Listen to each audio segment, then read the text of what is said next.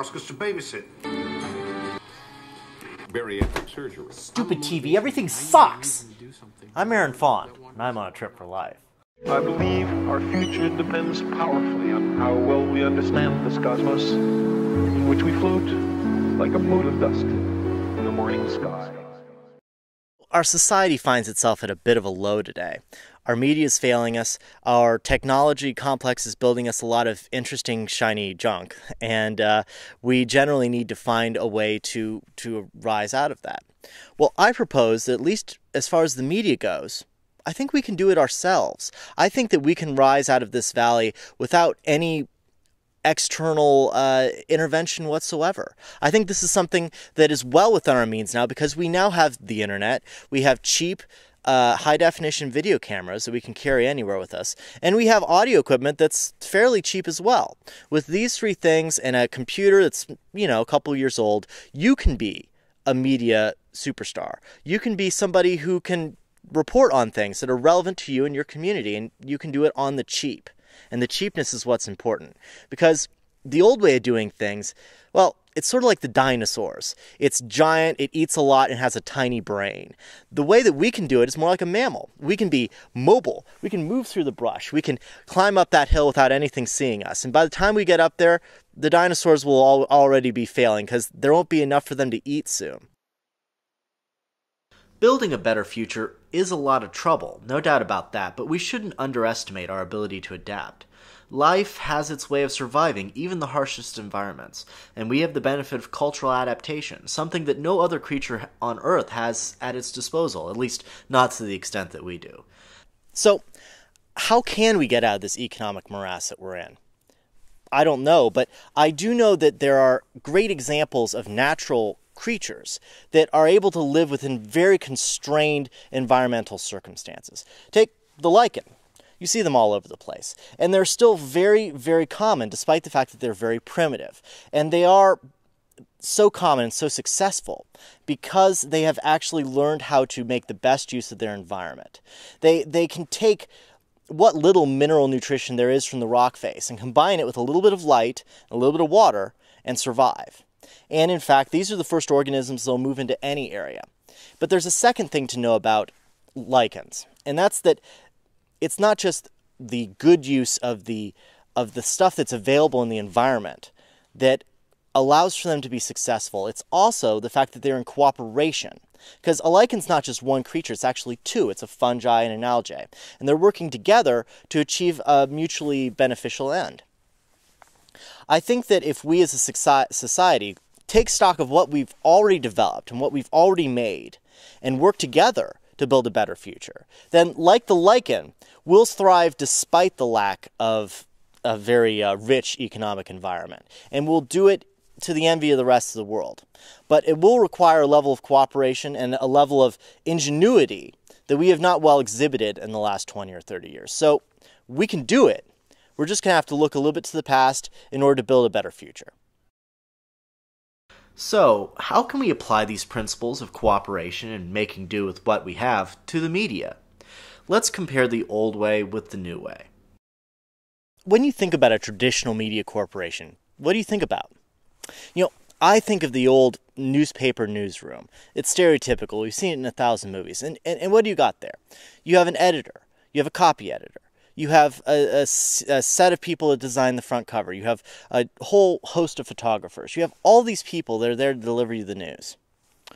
Well, that's expensive. I mean, not only is all the people expensive, the human resources in such a project, those people are professionals. They expect to be paid a couple $100,000 a year perhaps. And, they're expensive, but you also have to buy someplace to actually hold the newspaper and print out the newspapers and whatever. Well, what we've seen in recent years is the rise of the blogs, and the blogs kind of get rid of all of that. Most of these people are people who are operating out of their homes and businesses where they already exist. They don't have to pay for an editor. They're their own editor. They don't have a copy editor. They don't have a designer. They're designing their own sites, etc., etc. It's basically drawn the entire news collection business down into a single person. Now, there are inefficiencies in this. It's not perfect yet, but it's a lot cheaper, and because it's cheaper, it's winning. cheaper wins. It's just natural in any sort of system. Whether you're talking about energy in an organism or you're talking about money in an economy, cheaper wins. What about video production? Well, it's much the same thing. You have a director. You have a series of people who are editing the video. You have a variety of people who are just holding up lights and doing other things like that. Once again, really expensive. What if you could do the same thing to video production that has already been done to text, to the newspapers? Well, you could do something a lot like what I'm trying to do here. You could actually just pick up a camera and go and edit your own video and post it online. And in this way, you have your own distribution, you have your own production, you have your own screenwriting, you have everything that you need to actually produce a show is within the reach of a normal person now.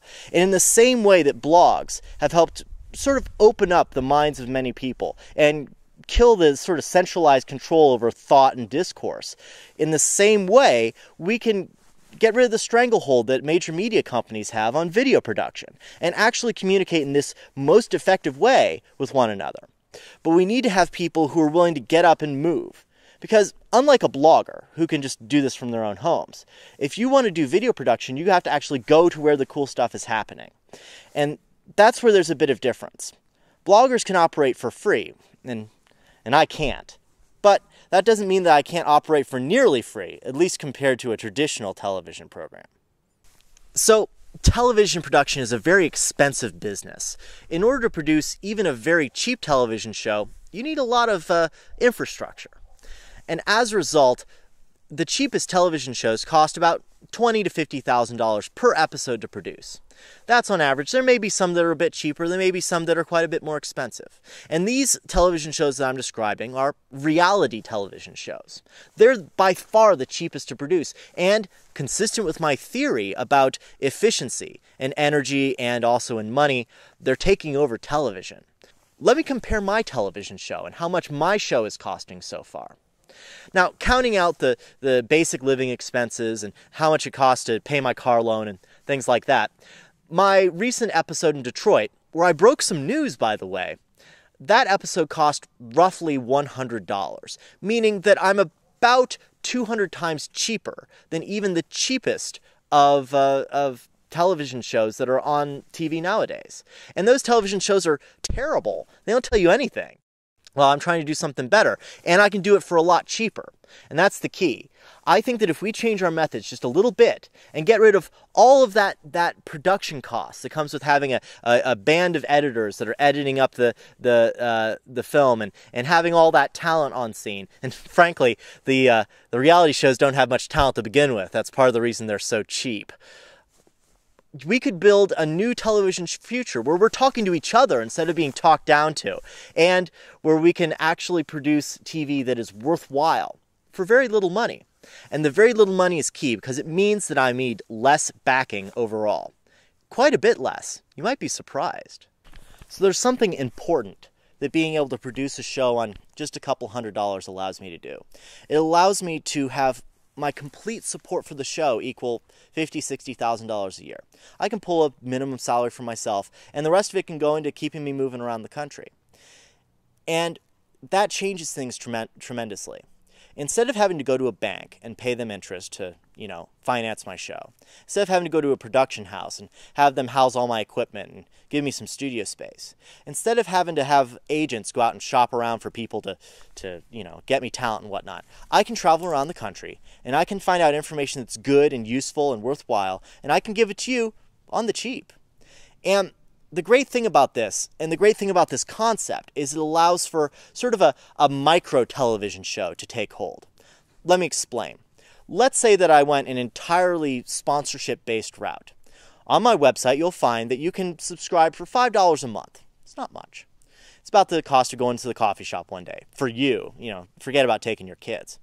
And if you subscribe for $5 a month, well, that doesn't seem like much. But over the course of a year, if I should get a mere 1,000 people subscribing, then I'm making a pretty good amount of money, enough that I can pay myself a minimum salary and keep myself moving around. And I can do this with just a few thousand people. I could do it with a few hundred if people decide to give me more. And that's what's great about this. If you find value in this, if you sponsor me, you're making a big impact on this show. And that's what's great about this idea. If you subscribe to the Trip for Life, you're making a big impact in this show. And you're going to have some sort of say in it. If you find something that you think is important in your area, I can come to your area and I can cover it. And I can bring coverage and hopefully some investment money from outside into your community with ideas and concepts that are already there in existence. And like the lichen, we can take what is already there in place. And with a little bit of cooperation and a little bit of publicity, hopefully we can put together some solutions for the future so that we can have a better energy tomorrow, so we can be living in stronger and more durable houses, and so that we can have a culture that supports the environment and supports our way of life, of living, better than the culture and the society that we have now. And if we can do this, we can do something great, and we can do it on a very small scale.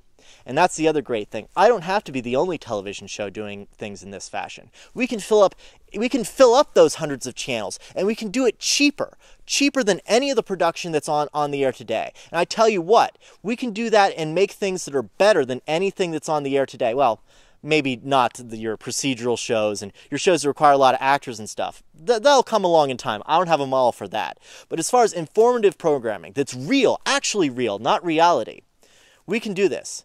And we can do it with a very small number of people. All I'm asking for is for a little support. For a minimal amount of money, you can keep me tripping, and you can keep me basically covering stories that'll help you to build a better future. It might even help you survive in the face of the unfolding challenges that we have before us. Maybe the era of great television shows like Connections and Cosmos really is over, because I don't have the budget for big special effects. But at least in this new era, we have the freedom to do what we want. I'm sure that both Burke and Sagan at times would have liked to put other things on those shows, but, they didn't have total control. I have total control. And if you want to do the same thing, you can have total control as well. Now, don't get me wrong. If a good environmentally conscious company wants to sponsor me, I'm open to that. But please, people, give me some support. I think that I can do something worthwhile here. And I think I can do something that'll help you personally. And I can do this for cheap. So I can keep going with just a little bit of support from my friends, from my family, from those that are close to me. And maybe some of their friends as well. And that's not all.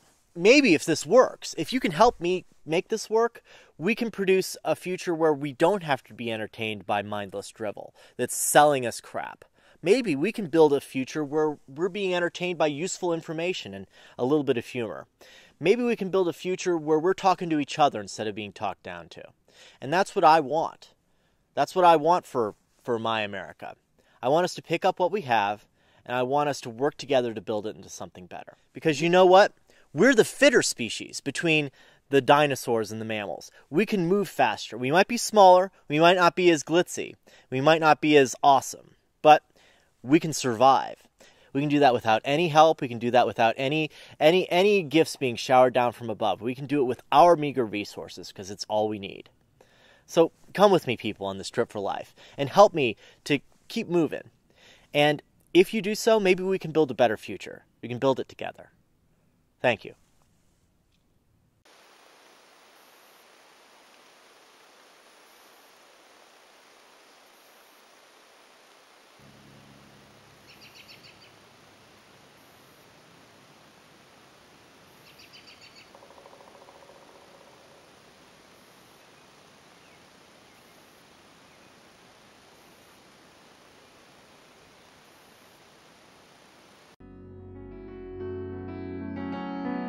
The sky calls to us. If we do not destroy ourselves, we will one day venture to the stars.